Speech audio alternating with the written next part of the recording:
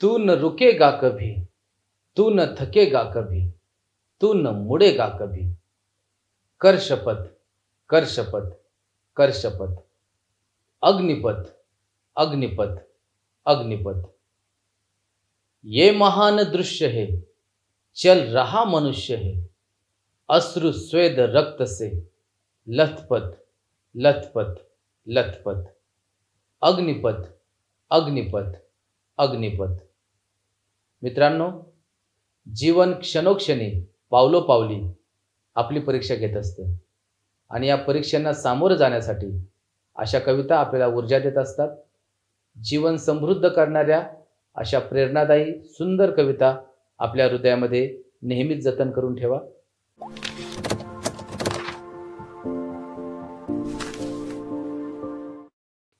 मित्रांनो, मागील 5 व्हिडिओजमध्ये आपण टेन्सेस हा अतिशय महत्त्वाचा टॉपिक अतिशय सोप्या पद्धतीने समजून घेतलेला आहे.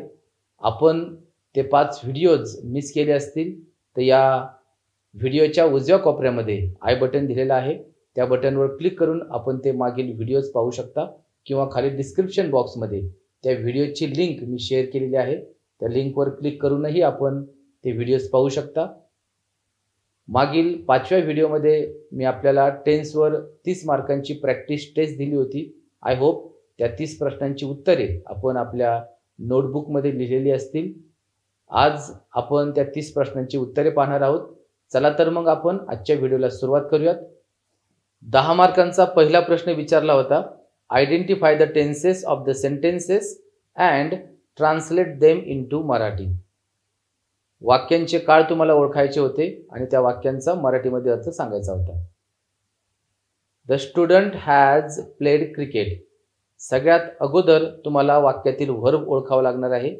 या वाक्याचं व्हर्ब आहे has played. Has plus V3.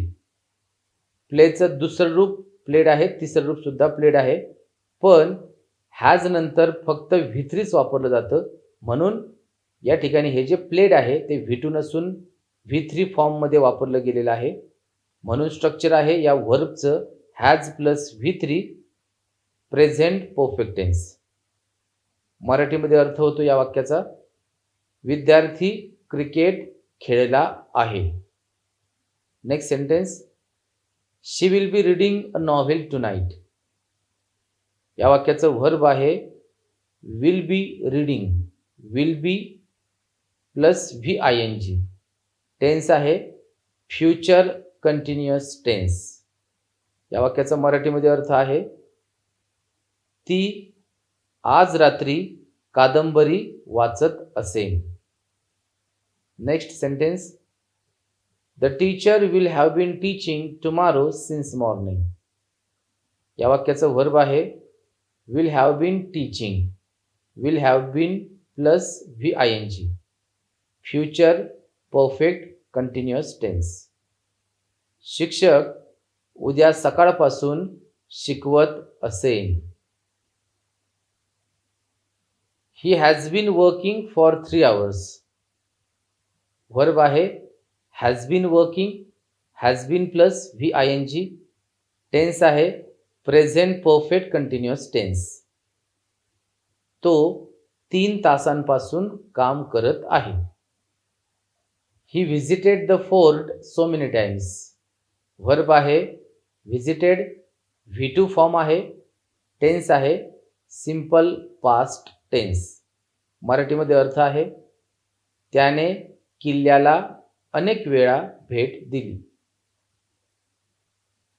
The engineer will build the bridge over the river next month. या वाक्याचं व्हर्ब आहे will build. Will plus V1. Tense आहे सिंपल फ्युचर टेन्स. मराठीमध्ये अर्थ आहे इंजिनियर पुढील महिन्यात नदीवर पूल बांधेल. She realized her mistake. Verb आहे रिअलाइज्ड. V2 फॉर्म आहे म्हणून काळ आहे सिंपल पास्ट टेन्स. मराठीमध्ये अर्थ तिला तिची चूक समजली.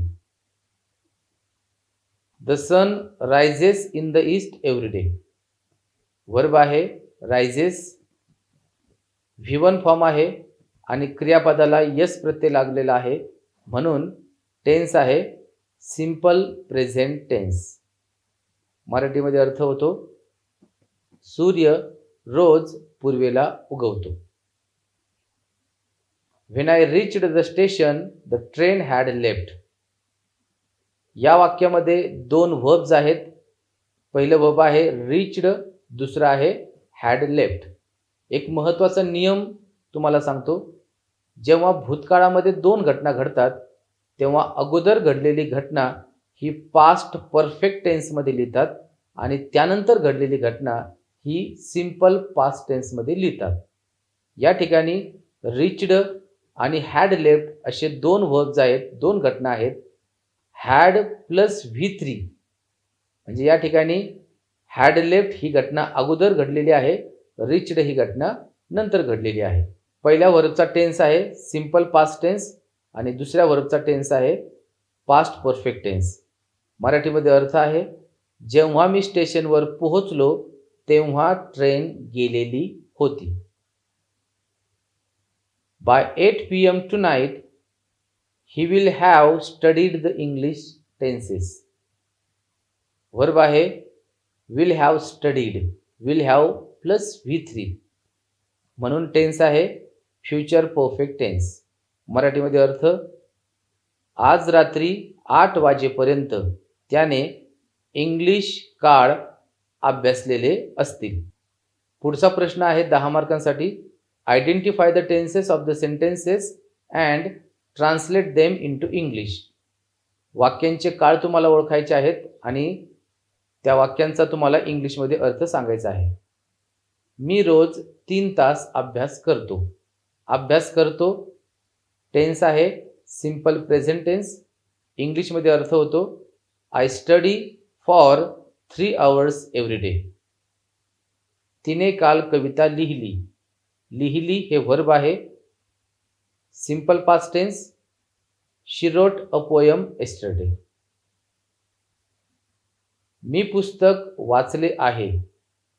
वाचले आहे present perfect tense. I have read a book. जेव्हा मी त्याच्या घरी गेलो तेव्हा तो खेळत होता. या ठिकाणी दोन वर्ब्स आहेत गेलो आणि खेळत होता. एक नियम ध्यानात ठेवा, जेव्हा भूतकाळामध्ये एक घटना घडत असताना दुसरी घटना घडते तेव्हा घडत असलेली घटना ही पास्ट कंटिन्युअस टेन्समध्ये लिहितात आणि त्यावेळी घडलेली घटना ही सिंपल पास्ट टेन्समध्ये लिहितात. या ठिकाणी खेळत होता ही घटना घडत असताना गेलो ही घटना घडलेली आहे. गेलो या व्हर्बचा काळ आहे सिंपल पास्ट टेन्स आणि खेळत होता या व्हर्बचा काळ आहे past continuous tense. When I went to his home he was playing. मी संध्याकाळी खेळत असेन. खेळत असेन future continuous tense. I will be playing in the evening. शिक्षक काल सकाळपासून विद्यार्थ्यांना इंग्लिश शिकवत होते. नुसतं शिकवत होते जर असतं तर हा पास्ट कंटिन्युअस टेन्स असता, पण पासून शिकवत होते, सकाळपासून शिकवत होते असा उल्लेख असल्यामुळे हा काळ पास्ट परफेक्ट कंटिन्युअस टेन्स आहे. The teacher had been teaching English to the students yesterday since morning. तो सकाळपासून कार चालवत आहे. नुसतं कार चालवत आहे असा जर उल्लेख असता तर हा काळ प्रेझेंट कंटिन्युअस टेन्स असता, पण या ठिकाणी पासून कार चालवत आहे, सकाळपासून कार चालवत आहे असा उल्लेख असल्यामुळं हा काळ आहे present perfect continuous tense. He has been driving a car since morning. पुढील उन्हाळ्यापर्यंत तिने कोर्स पूर्ण केला असेल. पूर्ण केला असेल future perfect tense. She will have completed a course by next summer. मी अनेक वेळा तो सिनेमा पाहिलेला आहे. वर्ब आहे पाहिलेला आहे. टेन्स आहे present perfect tense. I have watched that cinema so many times. आम्ही परवा गाणे सादर करणार आहोत. सादर करणार आहोत. Simple future tense. We will present a song the day after tomorrow. आता आपण पाहूया तिसरा प्रश्न जो 10 मार्कांसाठी होता. Choose the correct verb form. When the principal entered the class a student dash on the blackboard. या वाक्यामध्ये दोन व्हर्ब्स आहेत. पहिलं व्हर्ब आहे एंटर्ड आणि दुसरं व्हर्ब आपल्याला रिकाम्या जागेमध्ये लिहायचं आहे. एंटर्ड V2 फॉर्म आहे, सिंपल पास्ट टेन्स, आणि रिकाम्या जागेतील व्हर्ब आपल्याला या 4 ऑप्शन्समधून निवडायचा आहे. आपण नियम पाहिला की जेव्हा भूतकाळामध्ये एक घटना घडत असताना दुसरी घटना घडते तेव्हा घडत असलेली घटना ही पास्ट कंटिन्युअसमध्ये लिहितात आणि त्यावेळी घडलेली घटना ही सिंपल पास्टमध्ये लिहितात. या ठिकाणी सिंपल पास्ट व्हर्ब आपल्या समोर आहे म्हणून रिकाम्या जागेतून आपल्याला पास्ट कंटिन्युअसचं व्हर्ब निवडावं लागेल. ते आहे was writing. When the principal entered the class a student was writing on the blackboard. There are no taxis available because taxi drivers dash on strike. Answer आहे have gone. He saw me by chance and dash the car. या ठिकाणी and हे कोरिलेटिव्ह conjunction आहे. जेव्हा and हे conjunction दोन क्रियापदांना जोडतं तेव्हा दोन्ही क्रियापदांचा टेन्स हा एकच असतो. सॉ V2 आहे म्हणून या ऑप्शन्समधून आपल्याला V2 फॉर्म निवडावा लागेल. ते आहे बी stopped. He saw me by chance and stopped the car. I was watching TV when she dash in. या ठिकाणी दोन व्हर्ब्स आहेत. पहिलं व्हर्ब आहे was watching, past continuous tense. दुसरं व्हर्ब हे निश्चितपणे सिंपल पास्टमध्ये असणार आहे. उत्तर आहे B came. He dash suffering from fever since the last week. Since the last week असल्यामुळं या ठिकाणी आपल्याला परफेक्ट कंटिन्युअस टेन्स वापरावं लागणार आहे. प्रेझेंट परफेक्ट कंटिन्युअस टेन्स किंवा पास्ट परफेक्ट कंटिन्युअस टेन्स किंवा फ्युचर परफेक्ट कंटिन्युअस टेन्स. आता जर आपण ऑप्शन्सकडे जर बघितलं तर फक्त एकच ऑप्शन आहे has been present perfect continuous टेन्सचं. म्हणून आपला आन्सर आहे has been. He has been suffering from fever since the last week. By June 2005, she dashed in this firm for 11 years. उत्तर आहे याचं बी will have been working. By June 2005, she will have been working in this firm for 11 years. जून 2005 पर्यंत ती 11 वर्षांपासून या फर्ममध्ये काम करत असणार आहे. I have just hired a typewriter and I dash typing nowadays. Answer आहे आय एम लर्निंग. याचा मराठीमध्ये अर्थ होतो I have just hired a typewriter. मी आत्ताच टाईपरायटरला हायर केलेला आहे. And I am learning typing nowadays. आणि मी हल्ली टायपिंग शिकत आहे. He dashed out for an evening walk after he had taken my dinner. आता या वाक्यामध्ये दोन व्हर्ब्स आहेत. पहिलं व्हर्ब रिकाम्या जागेमध्ये आपल्याला लिहायचं आहे आणि दुसरं व्हर्ब आहे हॅड टेकन. हॅड टेकन म्हणजे पास्ट परफेक्ट टेन्स. आपण नियम अगोदर बघितलेला आहे. जेव्हा भूतकाळामध्ये दोन घटना घडतात तेव्हा अगोदर घडलेली घटना ही पास्ट परफेक्ट टेन्समध्ये लिहितात आणि त्यानंतर घडलेली घटना ही सिंपल पास्टमध्ये लिहितात. या ठिकाणी हॅड टेकन ही अगोदर घडलेली घटना आहे म्हणून ती पास्ट परफेक्टमध्ये लिहिली. त्यानंतर घडलेली घटना ही सिंपल पास्टमध्ये लिहायला हवी. म्हणून ऑप्शन्समध्ये आपल्याला फक्त वेंट हे V2 फॉर्ममध्ये दिसते म्हणजे सिंपल पास्ट फॉर्ममध्ये दिसते. म्हणून याचं उत्तर आहे went. He went out for an evening walk after he had taken my dinner. She dash a better job next month. Answer आहे will get. She will get a better job next month. The train dash before we reach the station. Answer आहे will have departed. The train will have departed before we reach the station.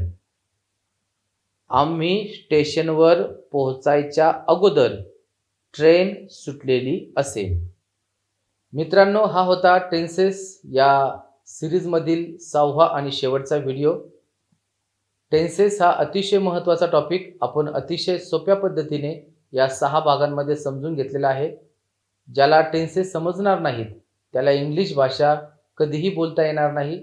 म्हणून tenses व्यवस्थितरित्या समजून घ्या. हे 6 भाग पुन्हा पुन्हा पहा. पुढील व्हिडिओमध्ये आपण पाहणार आहोत how to frame negative sentences. नकारात्मक वाक्य कशी बनवायची ते आपण पुढील व्हिडिओमध्ये पाहणार आहोत. आजचा व्हिडिओ आपल्याला आवडला असेल तर नक्की लाईक करा, कमेंट करा, जास्तीत जास्त शेअर करा, चॅनलला सबस्क्राईब करा, नोटिफिकेशन बेल क्लिक करा. पुन्हा भेटूयात पुढील व्हिडिओमध्ये. तोपर्यंत कीप प्रॅक्टिसिंग इंग्लिश लँग्वेज.